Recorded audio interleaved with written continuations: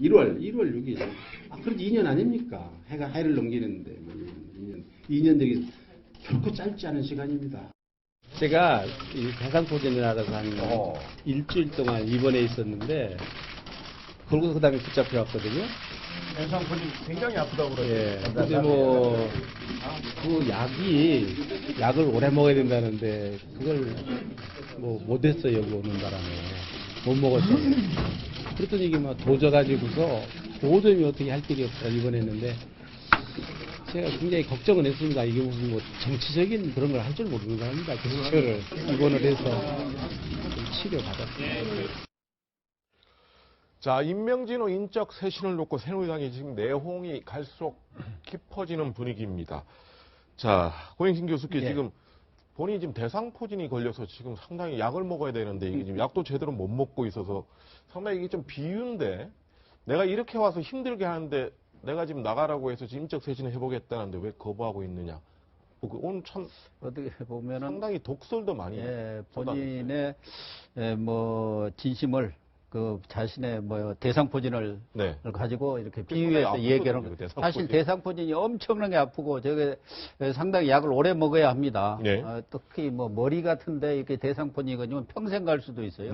어쨌든 임명진 비대위원장의 평생 골칫덩어리를 맡은 거 아닌가 하는 생각도 드는데 이정현 전 대표는 뭐 일단 탈당을 하고 자신으로서 꼬리를 좀 잘라달라 그런 뜻 아니었습니까? 탈당할 때 이 얘기가. 그러나 임명진 비대위원장 입장에서는 이정현 전 대표 한 사람 탈당했다 해서 과연 인적 청산이 이루어졌다고 생각할 국민들이 있겠느냐.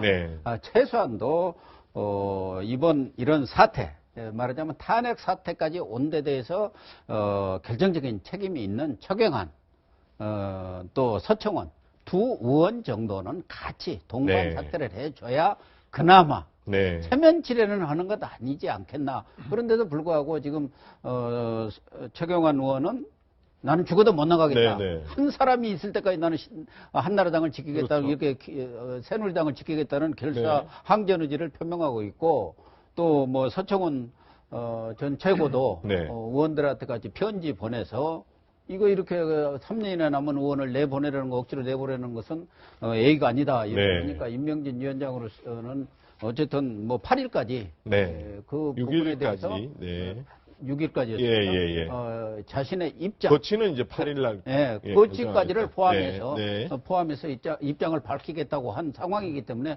배수진을 친 상황 아니겠습니까? 그러니까 양측에서 어느 한쪽이 물러나야지. 그렇지 않았다가는 뭐 새누리당이 진짜 지금 그렇지 않아도 침몰 직전인데 완전히 침몰하는 거 아닌가 하는 그런 생각도 듭니다. 정우택 새누리당 원내대표가 지금 당내 분위기에 대해서 한번 이렇게 얘기를 했습니다. 한번 들어보시겠습니다. 그분 생각은 그런 것 같아요. 당초 처음에 인 위원장님하고 말씀에서 하신 거하고 그 뒤에 왜 말씀이 좀 달라졌냐 이렇게 말씀을 하시는 것 같은데 제가 알기로는 인 위원장이 실제로 그 뒤에 이 당에 와서 보니까 그 말씀한 내용과 다르게 먼저 인적 쇄신이 먼저 이루어지지 않고서는 이 당이 극복할 수 없다. 이런 판단의 변경이 있었던 건 사실입니다. 소 대표님 제가 하나 공개할까요? 제가 집으로도 찾아갔었고 따로 별도로 만나서 충분히 얘기는 다 했습니다. 그래서 제 생각도 말씀을 드렸고 또 소 대표님께서 뭐랄까 노여움이라 그럴까 이런 약속이 지켜지지 않은 데 대한 말씀도 제가 충분히 들었습니다. 김광택 부장이 보시면 결론은 어찌 날 것 같습니까? 결론은 어찌 날 걸 이렇게 나야 된다고 봅니다. 일단은 저는 최경환 의원과 서청원 의원이 스스로 당을 떠나주는 게 이 당을 살리고 자기들도 사는 게 아닌가.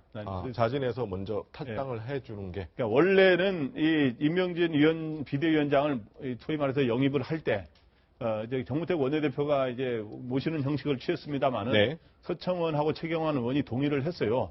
그때만 해도 임명진 비대위원장은 이런 식으로까지 하겠다고 말은 하지 않았는데 막상 들어와 보니까 이제 더 계속 엑셀에다를 밟게 되는 거죠. 그런데 이렇게 소위 말해서 자기도 이렇게 보니까 소위 지난 총선 때 더불어민주당의 김종인처럼 김종인 2 같은 역할을 해야 이 당이 살아날 수 있다라고 보는 거고 그래서 최소한 지금 이정현 전 대표가 그만뒀으니까 다른 한 뭐 10여 명 최대 한 뭐 8적 지난번에 뭐 최순실 뭐 8인의 남자 플러스 한 10명 거론됐습니다만은 최소한 이 이정현 대표 외에 서청원, 최경환 의원은 당을 떠나주는 게 바람직한 게 아닌가. 소위 말해서 이제 소위 박힌 돌이 굴러온 돌이 와서 이제 수술을 하는데 박힌 돌이 좀 나가줘야 되는 거 아니냐 해서 저는 내가 보기에 조기 대선이 있으니까 조기 대선까지 정치적 동면 가서 이제 조용히 당을 떠나서 정치적 동면에 거치는 게 이 새누리당을 살리는 거고 또한 동시에 본인들도 나중에 뭐 지금 국회의원 빼친다라는 건 아니지 않습니까? 그래서 그런 것 같고 또 지금 현재 이 임명진 비대위원장은 또 여기에다가 꼭 거론하는 게 있어요. 지금 개혁보수신당을 계속 비판하잖아요. 그래서 뭐 표현할 수 없는 여러 단어를 쓰면서 김무성 전 대표도 책임이 있는 거 아니냐.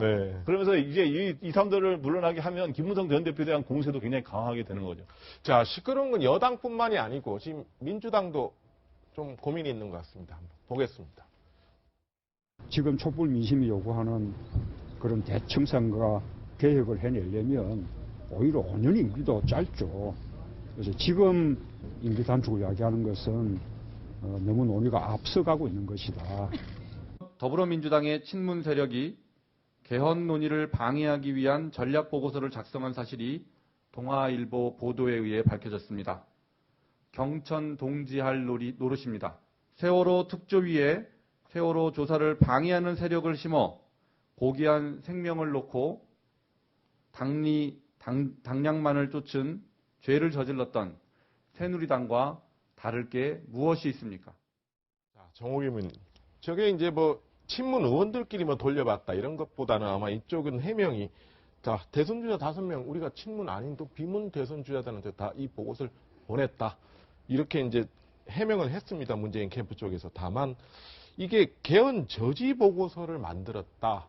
이게 이제 당 공식 기구니까 그러니까 약간 더 논란이 커지는 거 아닌가 싶어요. 네, 그 문재인 전 대표 입장에서는 지금 여론조사 보면은 상당히 이제 고무적인 상황으로 그렇죠. 계속 이제 되고 있고 그런데 지금 그 가장 두려운 시나리오는 바로 제3지대에 있는 잠재적 주자들이 소위 빅텐트라는 거를 만들어서 소위 개헌을 매개로 해가지고 그 규합하는 것 아니겠습니까?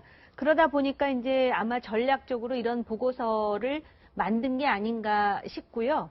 그래서 이제 이거를 또 이제 한쪽에서는 공세로 이제 문재인 그 전 대표를 그 공격하는 상황인 것이죠.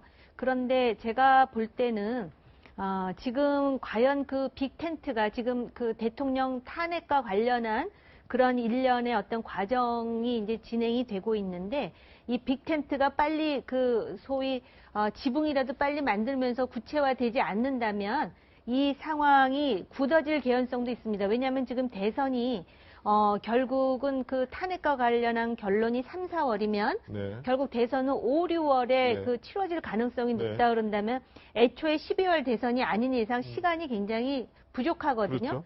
그렇기 때문에 상당히 뭐 문재인 캠프도 마찬가지고 제3지대도 마찬가지고 지금 이제 그 4분 오열된 보수 진영도 마찬가지고 결국 시간과의 싸움을 지금 하고 있는 것이 아닌가 싶습니다. 자, 마지막으로 간단하게 고행신 교수께 지금 현재 이게 어떻게 될지 모르지만 아마 지금 마지막으로 보면 좀 당내 갈등이 이제 문재인 대세로는 있지만 또 여러 가지 또 좀 제동을 걸려고 하는 분도 계신 거고 갈등이 계속 어차피 좀 커질 수밖에 없지 않나 그런 얘기들이 솔직히 있습니다. 어쨌든 지금 문재인 대세론이 있기는 있습니다만은 불안정한 대세론 아닙니까?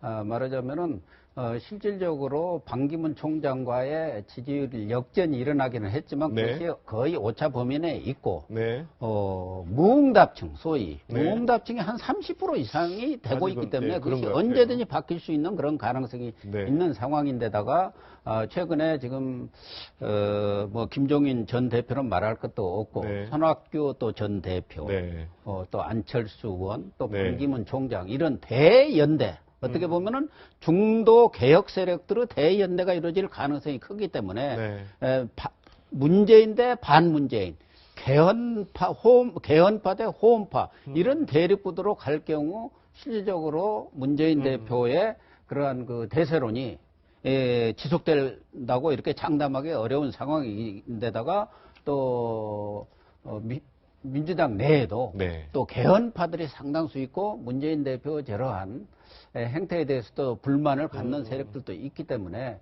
민주당도 상당 기간 동안 네. 지금의 대세론이 뭐 유지는 되겠지만 네. 불안정한 그런 갈등 구조가 지속되지 않겠나 그렇게 보여집니다. 당분간 여든 야든 시끄러울 수밖에 없을 것 같습니다. 자, 내용 말씀 고맙습니다.